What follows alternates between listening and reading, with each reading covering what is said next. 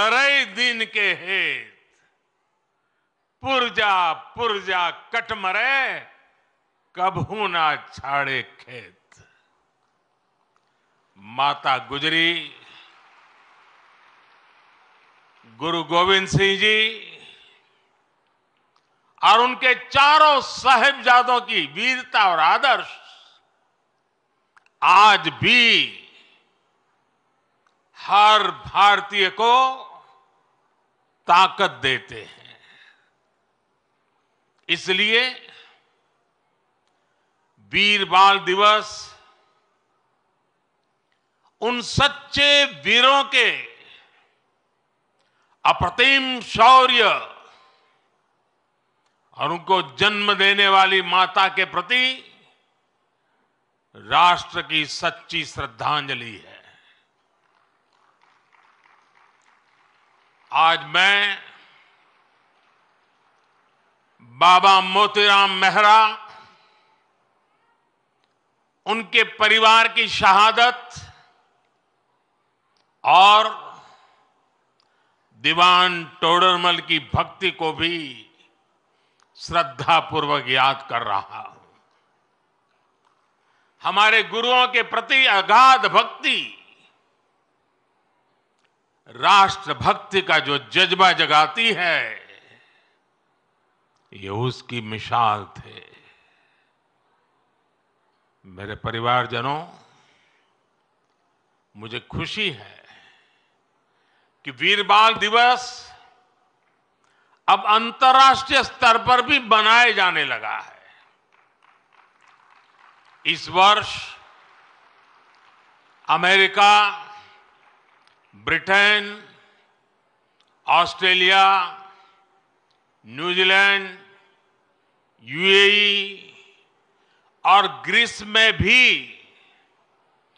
वीर बाल दिवस से जुड़े कार्यक्रम हो रहे हैं। भारत के वीर साहबजादों को पूरी दुनिया और ज्यादा जानेगी, उनके महान कर्तृत्व से सीखेगी। 300 साल पहले चमकौर और सरहिंद की लड़ाई में जो कुछ हुआ वो अमिट इतिहास है। ये इतिहास बेमिसाल है। उस इतिहास को हम भुला नहीं सकते। उसे आने वाली पीढ़ियों को याद दिलाते रहना बहुत जरूरी है। जब अन्याय और अत्याचार का घोर अंधकार था, तब भी हमने निराशा को पल भर के लिए भी हावी नहीं होने दिया। हम भारतीयों ने स्वाभिमान के साथ अत्याचारियों का सामना किया। हर आयु के हमारे पूर्वजों ने तब सर्वोच्च बलिदान दिया था। उन्होंने अपने लिए जीने के बजाय इस मिट्टी के लिए मरना पसंद किया। साथियों, जब तक हमने अपनी विरासत का सम्मान नहीं किया, दुनिया ने भी हमारी विरासत को भाव नहीं दिया। आज जब हम अपनी विरासत पर गर्व कर रहे हैं, तब दुनिया का नजरिया भी बदला है। मुझे खुशी है कि आज देश गुलामी की मानसिकता से बाहर निकल रहा है। आज के भारत को अपने लोगों पर अपने सामर्थ्य पर, अपनी प्रेरणाओं पर पूरा पूरा भरोसा है। आज के भारत के लिए साहिबजादों का बलिदान राष्ट्रीय प्रेरणा का विषय है। आज के भारत में भगवान बिरसा मुंडा का बलिदान, गोविंद गुरु का बलिदान पूरे राष्ट्र को प्रेरणा देता है। और जब कोई देश अपनी विरासत पर ऐसे गर्व करते हुए आगे बढ़ता है तो दुनिया भी उसे सम्मान से देखती है, सम्मान देती है। साथियों, आज पूरी दुनिया भारत भूमि को अवसरों की भूमि, उसमें सबसे प्रथम पंक्ति में रखता है। आज भारत उस स्टेज पर है जब बड़ी वैश्विक चुनौतियों के समाधान में भारत बड़ी भूमिका निभा रहा है।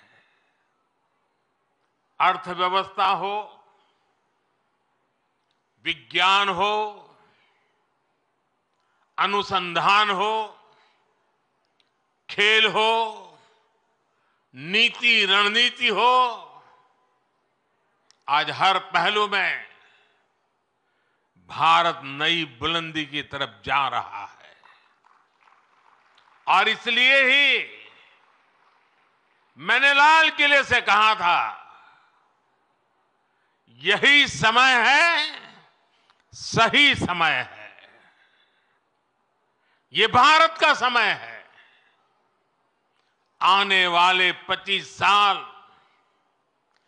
भारत के सामर्थ्य की पराकाष्ठा का प्रचंड प्रदर्शन करेंगे।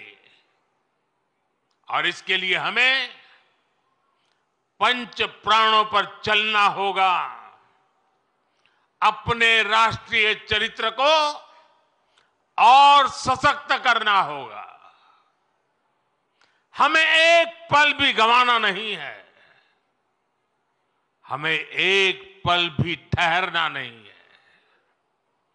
गुरुओं ने हमें यही सीख तब भी दी थी और उनकी यही सीख आज भी है। हमें इस मिट्टी की आन बान शान के लिए जीना है। हमें देश को बेहतर बनाने के लिए जीना है। हमें इस महान राष्ट्र की संतान के रूप में देश को विकसित बनाने के लिए जीना है, जुटना है, जूझना है और विजयी होकर के निकलना है। मेरे परिवारजनों, आज भारत उस कालखंड से गुजर रहा है जो युगों युगों में एक बार आता है। आजादी के इस अमृत काल में भारत के स्वर्णिम भविष्य को लिखने वाले अनेक फैक्टर एक साथ जुड़ गए हैं। आज भारत दुनिया के उन देशों में से हैं जो देश सबसे ज्यादा युवा देश है। इतना युवा तो भारत अपनी आजादी की लड़ाई के समय भी नहीं था। जब उस युवा शक्ति ने देश को आजादी दिलाई तो ये विशाल युवा शक्ति देश को जिस ऊंचाई पर ले जा सकती है वो कल्पना से भी परे है।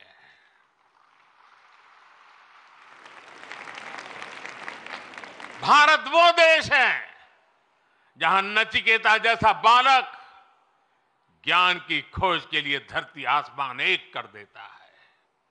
भारत वो देश है जहां इतनी कम आयु का अभिमन्यु कठोर चक्रव्यूह को तोड़ने के लिए निकल पड़ता है। भारत वो देश है जहां बालक ध्रुव ऐसी कठोर तपस्या करता है कि आज भी किसी से उसकी तुलना नहीं की जा सकती। भारत वो देश है जहां बालक चंद्रगुप्त कम आयु में ही एक साम्राज्य का नेतृत्व करने की ओर कदम बढ़ा देता है।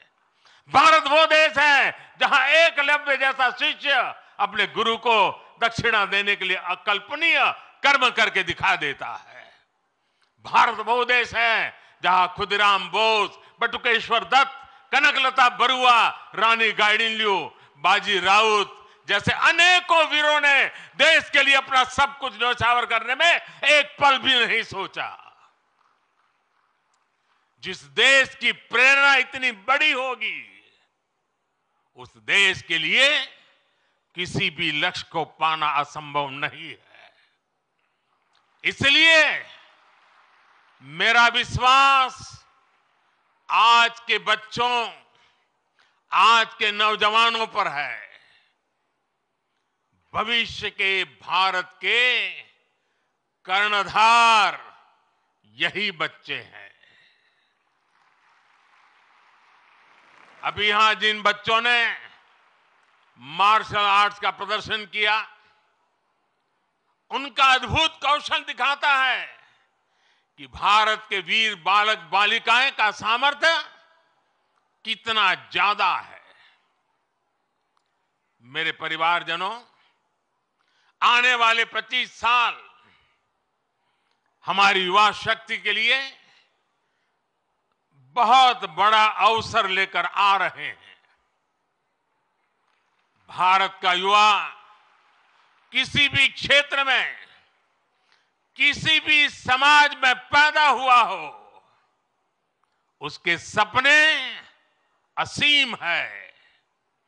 इन सपनों को पूरा करने के लिए सरकार के पास स्पष्ट रोड मैप है, स्पष्ट विजन है, स्पष्ट नीति है। नियत में कोई खोट नहीं है।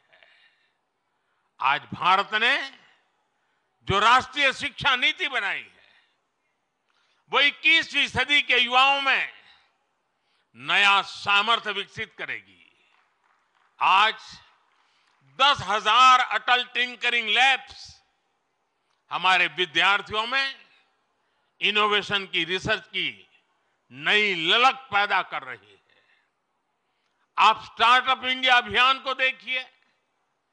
2014 में हमारे देश में स्टार्टअप कल्चर के बारे में कम ही लोग जानते थे। आज भारत में 1.25 लाख नए स्टार्टअप्स हैं। इन स्टार्टअप्स में युवाओं के सपने हैं, इनोवेशन है, कुछ कर गुजरने का प्रयास है। आज मुद्रा योजना से 8 करोड़ से ज्यादा नौजवानों ने पहली बार अपना कोई बिजनेस, अपना कोई स्वतंत्र काम शुरू किया है। ये भी गांव, गरीब, दलित, पिछड़े, आदिवासी, वंचित वर्ग के युवा हैं। इन युवाओं के पास बैंक को गारंटी देने तक के लिए कोई सामान नहीं था। इनकी गारंटी भी मोदी ने ली।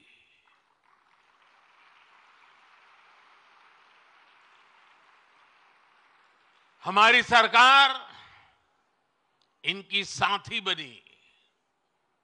हमने बैंकों से कहा कि आप भय मुक्त होकर युवाओं को मुद्रा लोन दीजिए।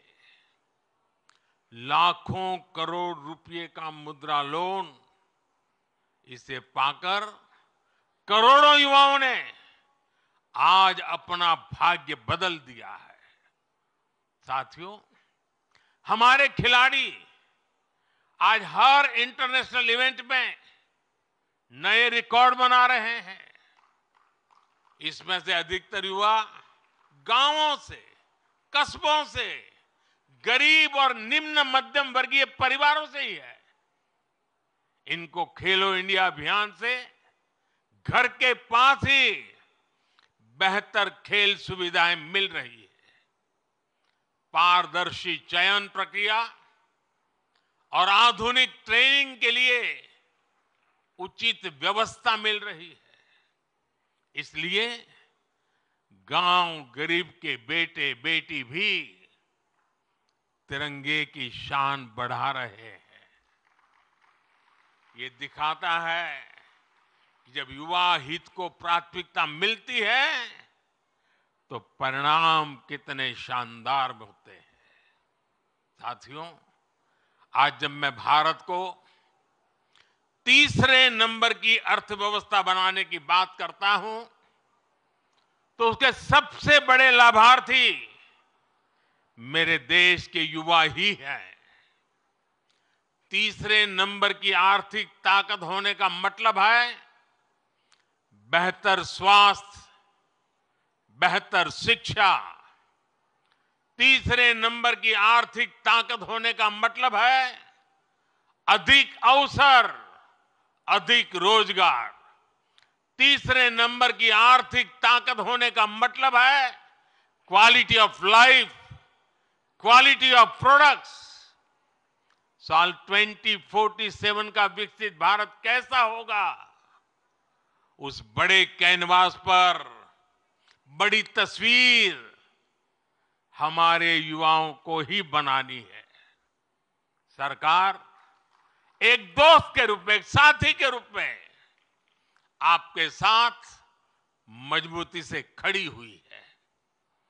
विकसित भारत निर्माण के लिए युवाओं के सुझाव और उनके संकल्पों को जोड़ने के लिए एक राष्ट्रव्यापी अभियान चल रहा है। मैं सभी नौजवानों से MyGov पर विकसित भारत से जुड़े सुझाव साझा करने का फिर से आग्रह करूंगा। देश की युवा शक्ति को एक ही प्लेटफॉर्म पर लाने के लिए एक और बहुत बड़ा मंच, एक बहुत बड़ी संस्था सरकार ने बनाई है।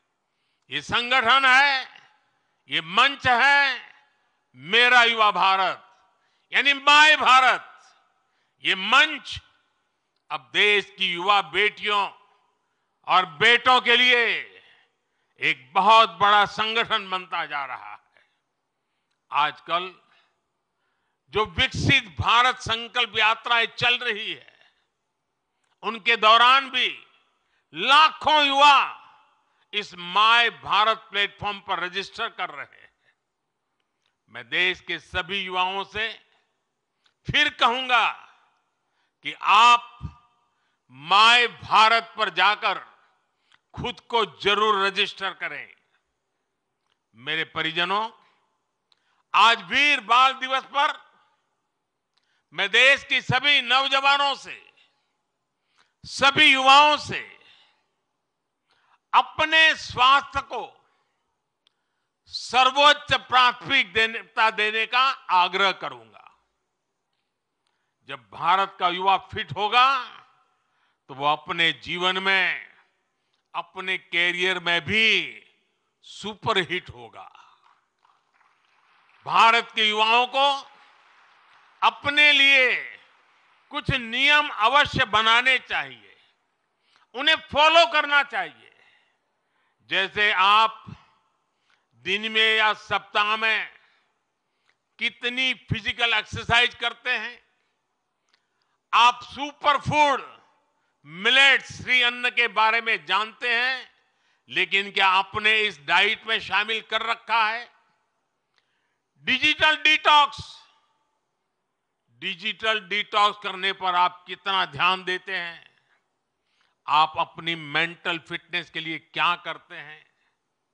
क्या आप एक दिन में पर्याप्त नींद लेते हैं? या फिर नींद पर उतना ध्यान ही नहीं देते? ऐसे बहुत सारे सवाल हैं जो आज की आधुनिक युवा पीढ़ी के सामने चुनौती बनकर खड़े हैं। एक और बहुत बड़ी समस्या भी है जिस पर एक राष्ट्र के रूप में, एक समाज के रूप में हमें ध्यान देने की जरूरत है। ये समस्या है नशे और ड्रग्स की है। इस समस्या से हमें भारत की युवा शक्ति को बचाना है। इसके लिए सरकारों के साथ साथ परिवार और समाज की शक्ति को भी अपनी भूमिका का विस्तार करना होगा।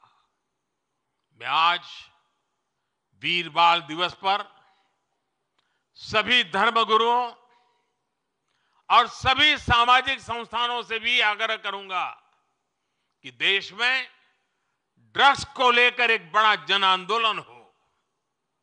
एक समर्थ और सशक्त युवा शक्ति के निर्माण के लिए सबका प्रयास आवश्यक है। सबका प्रयास की यही सीख हमें हमारे गुरुओं ने दी है। सबका प्रयास की इसी भावना से भारत विकसित बनेगा। एक बार फिर महान गुरु परंपरा को, शहादत को नया सम्मान, नई ऊंचाई पर पहुंचाने वाले वीर साहिबजादों को श्रद्धापूर्वक नमन करते हुए मेरी वाणी को विराम देता हूं। आप सबको बहुत बहुत शुभकामनाएं। वाहेगुरु जी का खालसा, वाहेगुरु।